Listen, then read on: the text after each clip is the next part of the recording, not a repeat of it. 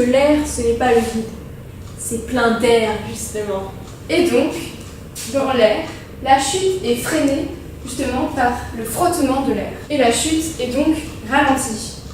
Nous avons fait plusieurs expériences en lançant des objets de poids différents dans l'air. Puis une expérience en lançant deux objets de même masse mais de formes différentes dans l'air. Et enfin une expérience en lançant deux objets de même forme mais de masse différentes dans l'air. Résultat. Donc lorsqu'on jette deux objets de masse complètement différentes et de formes différentes, c'est l'objet, la bouteille d'eau qui pèse plus lourd, qui tombe en premier.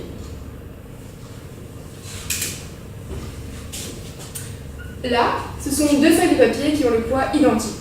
Une est froissée et l'autre est restée intacte. Eh bien, c'est la celle qui est froissée qui atterrit en premier. Lors de cette expérience, nous avons pris deux objets de forme à peu près similaires. Donc une balle de golf et une balle de ping-pong. Et comme vous le savez, la balle de golf est beaucoup plus lourde que la balle de ping-pong. Elle tombe donc en premier malgré leur forme similaire. Plus que deux corps chutent de vitesse différente en fonction de leur masse, mais également de leur forme, comme nous l'avons vu pour la feuille de papier. La vitesse de deux corps, donc le pot à touche et le résultat dans l'air. C'est ce qui nous intéresse le plus. Donc, au départ, lorsqu'un résultat saute dans l'air, la résistance de l'air est nulle. L'objet se comporte comme s'il était en chute libre. Donc, il tombe pour les 2 premières secondes à la même vitesse et parcourt le même nombre de mètres que dans le vide. C'est seulement pendant les 2 premières secondes que les frottements n'existent pas. Mais à partir de la 3e seconde, il commence à ralentir le wingsuiter. On voit ici que le wingsuiter a fait 23 mètres au lieu de 25. Il est donc ralenti par ces frottements de l'air. Ainsi de suite, donc plus le wingsuiter s'accélère, plus la résistance de l'air augmente, ce qui diminue son accélération. Autrement dit, il accélère toujours, mais beaucoup moins vite que s'il était dans le vide. Autrement dit, il accélère de moins en moins. On voit bien sur cette image qu'au départ, il y a 2 mètres de différence, puis 3 mètres de différence au fur et à mesure des secondes, et au final, il fait 37 mètres en 5 secondes, au lieu de 44 mètres dans le vide. Donc plus un corps accélère, plus il est ralenti. Il accélère toujours jusqu'à ce qu'il atteigne une vitesse limite. Cette vitesse limite est atteinte lorsque le poids du wingsuiter qui la tient vers le bas compense complètement la force de la résistance de l'air. Donc nous allons calculer la vitesse limite que pourrait atteindre un wingsuiter et un pot à touche dans l'air. Donc, le poids, comme vous le savez déjà maintenant, c'est égal à m fois g, et la résistance de l'air, c'est égal à 1/2 de Cx, donc le coefficient de résistance aérodynamique, fois ρ, qui désigne la masse volumique de l'air, fois S, le mètre couple, fois la vitesse au carré. Le mètre couple et le coefficient de résistance, nous allons vous en parler un peu plus loin au cours de nos calculs. Calculer la vitesse maximale. Donc, on a dit tout à l'heure que cette vitesse était atteinte quand le poids était égal à la vitesse de l'air. Donc, on a m fois g, qui est le poids, est égal à 1/2 de Cx fois ρ fois S et fois vitesse au carré. Donc, on veut annuler cette barre de fraction, on va donc tout multiplier par 2. On obtient donc 2mg est égal à Cx fois ρ fois S fois la vitesse au carré. Or, nous, ce qu'on va obtenir, c'est cette vitesse au carré. On va donc la passer de l'autre côté. On a donc la vitesse au carré est est égal à 2mg divisé par Cx fois ρ fois S. Et donc, la vitesse est égale à 2mg divisé par Cx fois ρ fois S. Et tout ça en racine carrée. Parfaitement. Nous avons donc notre formule pour calculer la vitesse maximale atteinte par un corps. Alors, c'est parti. Donc, dans notre formule, nous avons m fois g. Donc, nous savons déjà le poids de nos wingsuiters et du coup la touche, mais pour retrouver ce poids, comme nous l'avons fait dans la vidéo précédente, il faut multiplier la masse fois le coefficient de pesanteur qui est 9,81. Ensuite, nous avons besoin de la masse volumique de l'air. Pour calculer la masse volumique de l'air, c'est un calcul très difficile où il faut savoir la pression, l'altitude, la température, l'humidité de l'air. Donc nous avons pris des valeurs moyennes qui sont normalement admises en physique.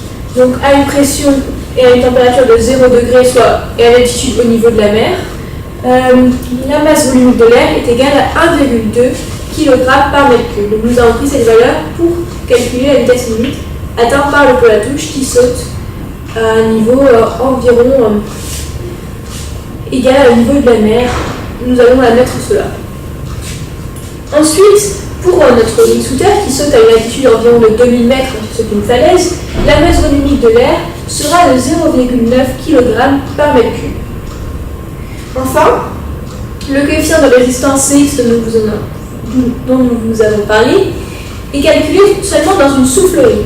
Nous n'avons pas eu accès, malheureusement, à une soufflerie pour faire nos calculs sur un wingsuiter. Nous avons fait des recherches et trouvé une valeur 0,80 qui est aussi prise par des ingénieurs en moyenne pour calculer le coefficient de résistance de n'importe quel objet.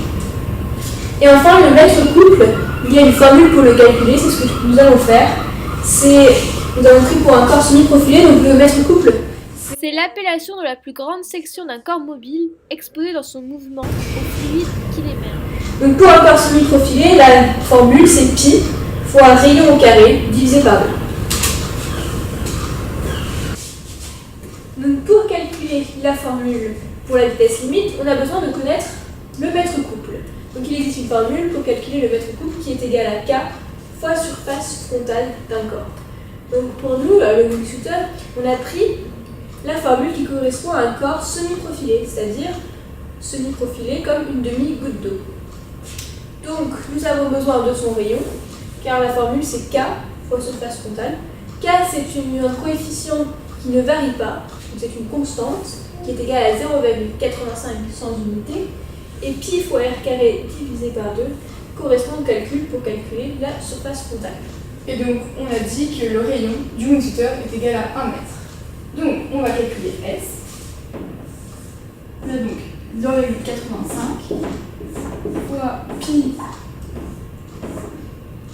fois 1 au carré divisé par 2. Et donc, qu'est-ce qu'on obtient avec ça? On trouve 1,34. Voilà. Donc, on a notre mètre couple. On va maintenant calculer la vitesse de chute du wingsuiter dans l'air. Et nous avons donc tous les éléments pour calculer la formule pour le wingsuiter. Donc Emma nous réécrit la formule que nous avons trouvée auparavant.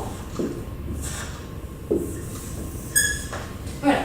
Donc on fait 2 fois la masse de wingsuiter qui est égale à 72 kg, donc 2 fois 72, fois 9,81 qui est l'intensité de pesanteur. Ensuite, divisé par Cx, Cx était égal à 0,80, c'était la valeur trouvée dans la soufflerie, fois ρ qui est égal à 0,9 mètre cube, fois le mètre couple qu'on vient de trouver, donc 1,34. Et donc, qu'est-ce qu'on trouve avec ça? on trouve 38,3. Donc, 38,3 C'est la vitesse limite du wingsuiter en mètres par mètres seconde. par seconde. Et donc, en km/h, Ça fait 137 km/h. Donc le wingsuiter aura atteint sa vitesse limite pour 137 km/h. Voilà, nous avons calculé la vitesse limite pour un wingsuiter. Nous allons faire la même chose pour la vitesse limite du poil à touche.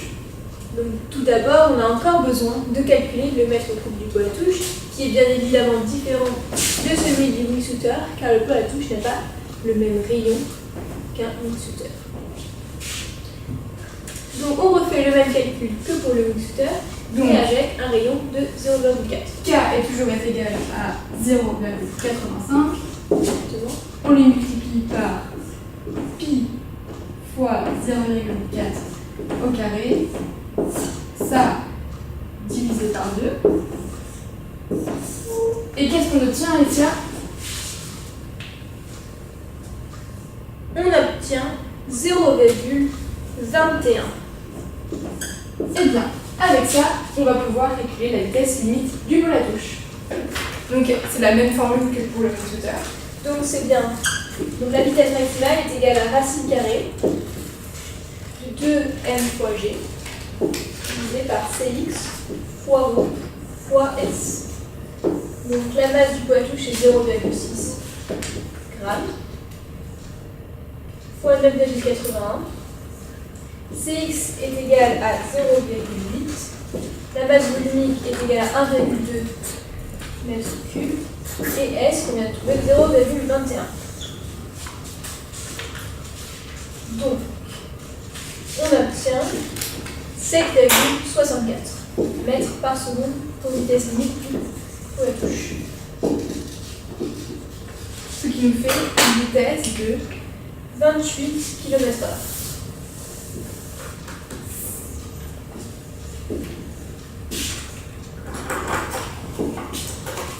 Donc on observe que le wingsuiter a une masse plus importante et un rayon aussi également plus important.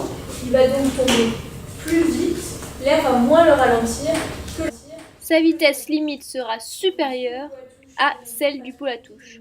Autrement dit, il arrêtera d'accélérer beaucoup plus tard que le poil à touche et aura donc une vitesse plus importante. Voilà, c'est notre dernière vidéo de la journée sur la vitesse de chute de deux corps. J'espère qu'elle vous aura plu et que vous êtes maintenant éclairé sur à quelle vitesse tombe un wingsuiter et à quelle vitesse tombe un poil à touche et que ça vous aura plu. Et rappelez-vous, en sciences physiques,